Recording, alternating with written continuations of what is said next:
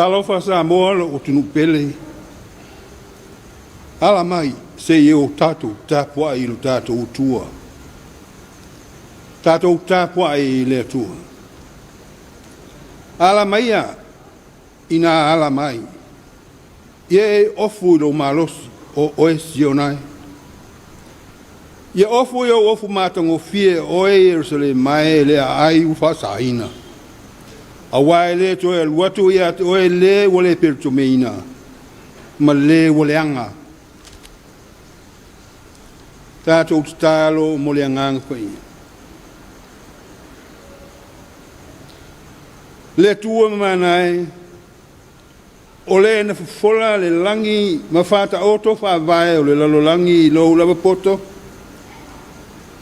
Na e fola le anga o le tangata. E te soi fua o e mai le wau, e o i le whawa wau. E tū ma watu lo to umai a te o e ma le vi inga. Ua mātou pūno no ua tāpua i atu i la ua fio i le nei tai ao. Pangale e tau teva lava.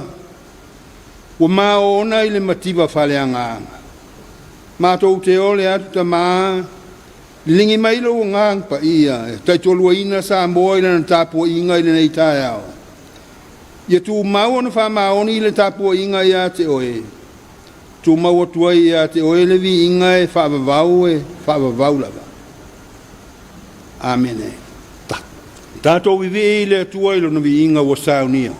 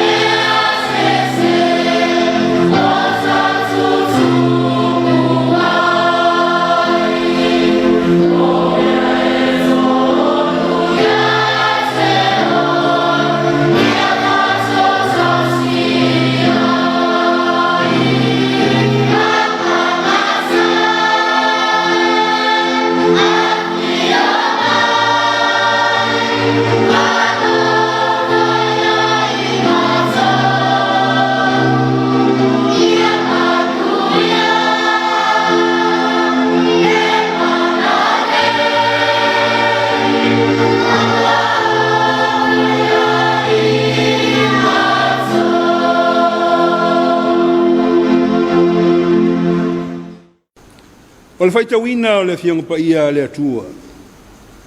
Sakaria o le matau pus furma le lua. Whaafafonga o te whaitau le whaiupu mua e whaangata mai le whaiupu e lima. Whaafafonga maia i le whaitawina o fionga pa ia lo tātuli. O le avenga o le fionga le li a Israelu, o lo whetalai mai le li le ua wha mafulafola le langi, ma wha mai ina le lalolangi, na ia whaia fo i le nganga o le tangata i tutonu ia te ia. Wha uta, o au lava o te whaia, Yerusalema mai ipu e tau teva ainu uma e vangavangai. E iai fo i a iuta pe a vangai a Yerusalema. O le asa fo i o te whaia Yerusalema ma mafa i nua. Ato umo e si iai. E matua manu nu ai la to ai fa pot potoina nu uma lava o le lalolangi la to tau o fetalai mai le li o le aso le valea o te tai ai sol fa nu uma le to tu vale mai o ti ai il fa vale malos ale a ingo yuta o te vava ai lava ai o sol fa nu uma nu o te tai ai le tawaso o li o yuta la to te fa pe o la to loto e fai mo uma losi o e no fo Yerusalema ile li o au lo la to tua Whamanuia mai le atua I lo tātou whaita wina ma whalongolongo I ana whionga pa ia. Tuma watu ia te ia lewi inga e whavavau lava.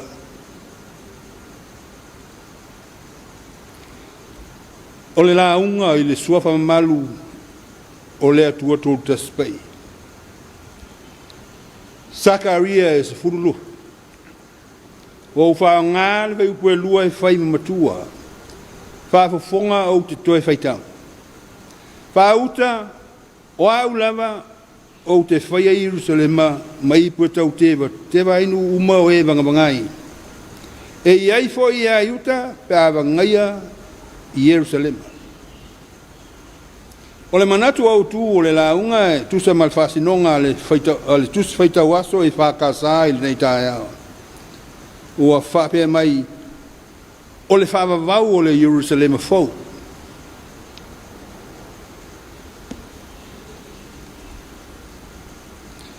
O so se fufuanga mo le manuia o se ainga, se nuu po so se whala apotonga, le kalesia e mai se o le malo. E ao lava ona whala au loa mo le si le fia e tangata uma. Ia malama tangata uma I ala e sāvavali ai, e manuia ai. O le autua ma faufaunga o le nei tae ao, wā taata mai o se whala au loa. E whaavavau Jerusalema fau. O le ai o Jerusalema, na whtoata ua e di ke nese I lona ingoa o Salema. E tele nisi ingoa na wha ingoa ai.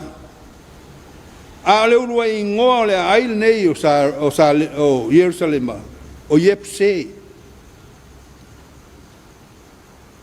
Ai le tila mo tasi o tolu, I le tūlai mai o tā vita e whai matupu o Israelu.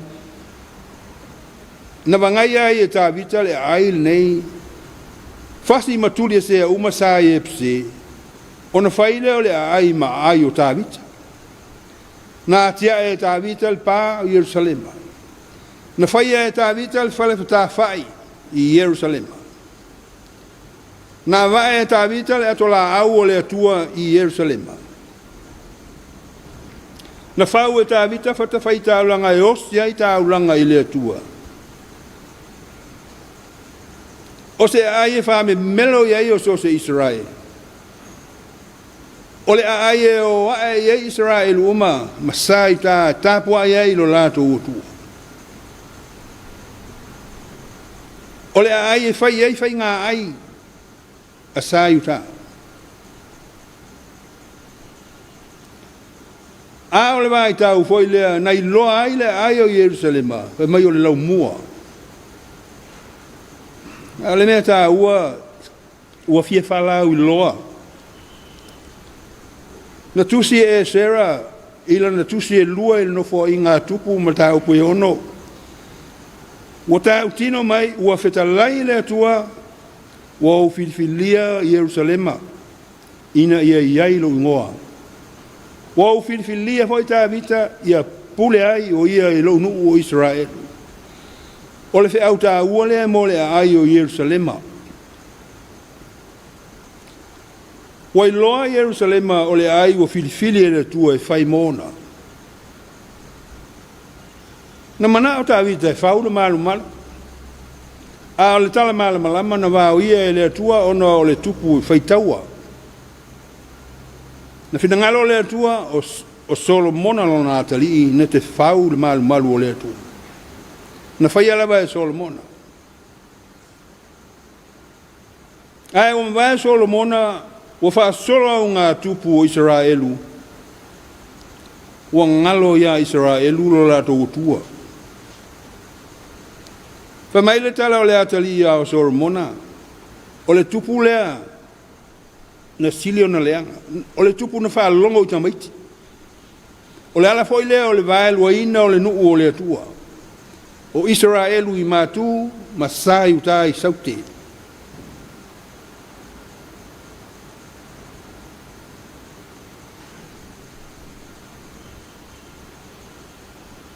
O le mana tua Israelu la tō whea ngai ngana osi mana la tō tua. Le atua na vai Israelu na ia pa au o aeto. Na ia kupito le mesa no ko polonga ai. Le atua na au mai tu la fono le mtaita ina ai nu o Israel. Fuli tua Israel o ifo tupo. Wa masofa le fa le vat puia Israelu malola to tua. Le taunu unga o leo ese male o sayuta male atua. Taunu le olo palaina o le laumua o Yerusalema. Fale angaina le fale o le atua. Fata fea sayuta i papeldia. O le atua e lofa tau muli lona nu filfilia. E moli mau perfeta la iti i le lofa o le atua mo sayuta. Pa mai le tila mo lima tolualu, a ele ta feanga sayuta. Tele tau sanga o le ola polonga, ona o le ola leanga. Moli mau perfeta la iti i le lofa o le atua mo sayuta. A ele ta feanga, o le fina ngalo o le atua, sayuta ia foi Yerusalem mai a tia e le ai. Sayuta mai o no foi Yerusalem ia tina e le fale o le atua. Le mnao le atua mo sayuta foi Yerusalem. Salamo foi le atua Yerusalem e manuia ai. Falau lo Yerusalem o le ai o fai o tu ai le pinangalo o le atua. Ai le tila mo lima lu o lewa manua el falau lo al perfetto Sakaria. Ile tu se lua Sakaria o le batau pues fru lua le sa tatu foi tau. O le ata o le fa maoni o le atua. E au lava masai tai teimi o popuanga. O le ata o le falau lo o le malo o le mesia. O le foi upu o fai matua. O le ata lea o ai se whasangatau ia Yerusalema. Lea ai ua whaavai le suafa o le atu.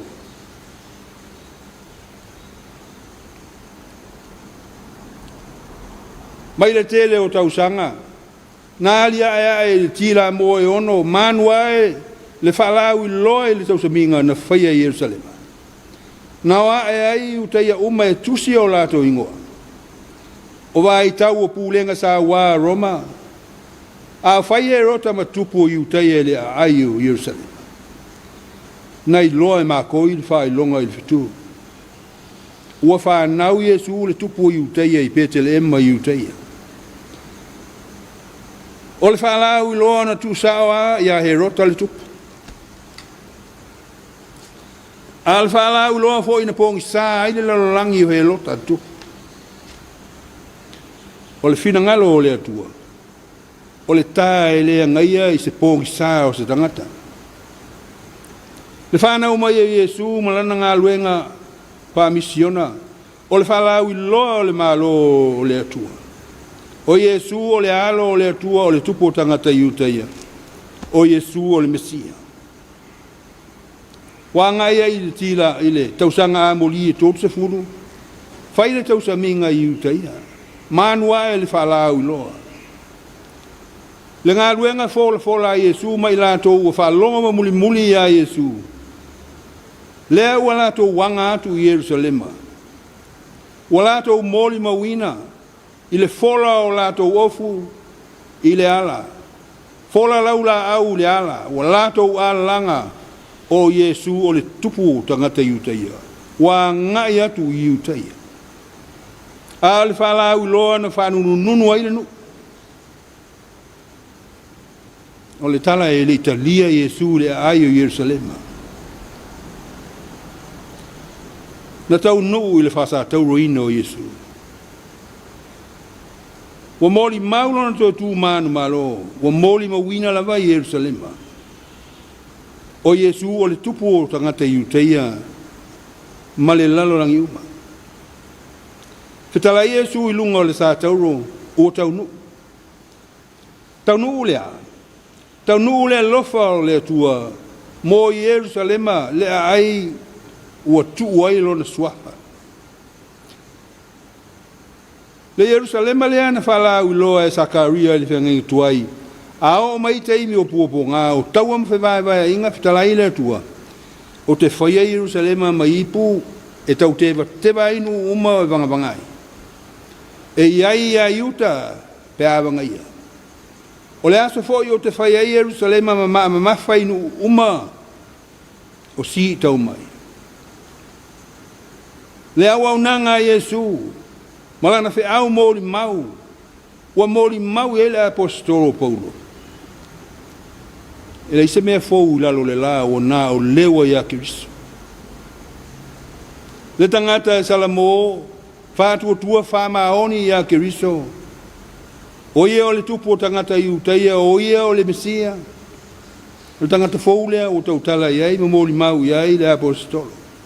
Fou le tangata, fou le ainga, fou le nuu, fou le Yerusalema. Le Yerusalema e au ma le atua. Le Yerusalema wa whaavai le atua. E tu mau Yerusalema e whaavavau. Sa moalo o te nuu pele. A tau whaamatala le a aia Yerusalema, ma whaalau loa le malo le atua. O se fe au ta ua e fia whaamanatu mo sa moa. Na malanga mali e toa, whai le tala mana whanua. Mana o mali e toa se ao o lona malo. Mai le tali e na whanua. Mali e toa o le se ao. Whaatali langi se ao o lo malo. Le fe au le malo le Mesia. Ua tau nuu i Samoa. Ua valo ia le itu fine na te leta le tonu i le atua. Ia o tala tu o Samoa. Pe mai le tausanga tasi valu tolu o nawa ai e Samoa. Le va o Ioane Viliamu mpa. O le fe au tu sa mai Samoa. Le misionari na fa sino mai e le anganga o le atua ia Samoa. Le fe au tu sa wa ia mali e tole tu. O le tausanga foi le manino Samoa. Na tu ai le tua ma fili le tua Samoa e fai mona no. O le fina ngalo le tua mo Samoa ma tangata uma foi le tua e manuia ai. O le tua lama e manuia ai. E man tua le fasile le apostolo o ia kopo fa mawina le matau boi fa o lana tusi. E mai fea taua ma bisa i o outou. Na toi tali lava le apostolo i lana fasile. E mai i o outou manao le anga. Sa moa i lau fafo. Wa leo manao le anga e ana ua saanga tupu ai sa wanga i whanau teine laiti. Ua mata i fale ta mai o la to wafine. O ami o mata ngā. Ua fe vai ai a inga o nuu, fe ino a itai. Ua faile polo kiki ma fale anga mea. Samoa. Wao Yesu. Wao yono so ma le moto tangata. Aua ma me fa fete farsa iyo. O amio na e tau nuu le whata whea. E tau nuu le malaia, e tau nuu le polonga. E tau nuu le whewai mai. O le whe au o le tala le lei Samoa. O mōli mau iai mātaio. Le la au ngā Yesu na whapeane. Ia o tau whealwha. Le wheau tā ua le mō Samoa. Samoa a whai o Samoa ua fili le tua i whai mōna. O whawai ai Samoa. Le Yerusalema na o tā ua. O le Yerusalema e whawavahu. E o la ai tangata Samoa, o la ai i ma whealwhani. Le whe au leo le tala lei o mōri mau, iei paulo le taso. O le wai a Kiriso, o le tangata fōu ia. Fōu le tangata, fōu le a inga, fōu le nuu, fōu Samoa. Samoa wa whawai le atua, le alofa o le atua e au lava ma Samoa. Le Samoa e whawavau. Samoa le toi tala. O Samoa o filifili le atua e whaimona. e tu maulo na alofa. O ai e whaasanga tau mai. E au le atua ma Samoa. O le au o le tala lei Samoa Salamo. Foi ma le loto whātua tua i le atua. Tātou ke malu ai i whaingatā ma pūponga. E tu maulo na alofa mo Samoa mono tangata. O maliu ke risolo tātou li whaola. O to e tu manu malo le tunga mau ma le oti. E molo tātou saulo tonga. Pe a Salamo ma whātua tua wha maoni i a te ia. Manuia le anga atu li Krismasi ma le tausanga fau Samoa. Amen. Tātou pese i lona viinga.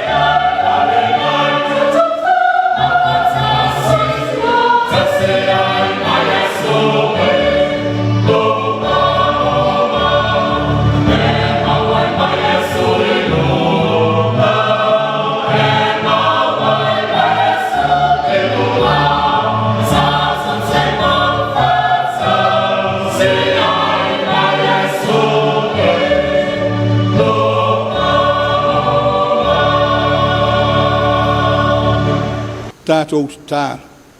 Le tua mamanae o le sili ese. O le ena fofola le langi, mo fofola whawae o le lalo langi. O le tua pule ao la ufio. E soi fua oe e whabawau. E tū mawatu ia te oe le vi inga e whabawau lava. O pūna nou sa moa i le nei tae ao e tāpua ia tu i la ufio. Wa mātou pūno no weo fuatu le whaapitai i la ufia ma le loto e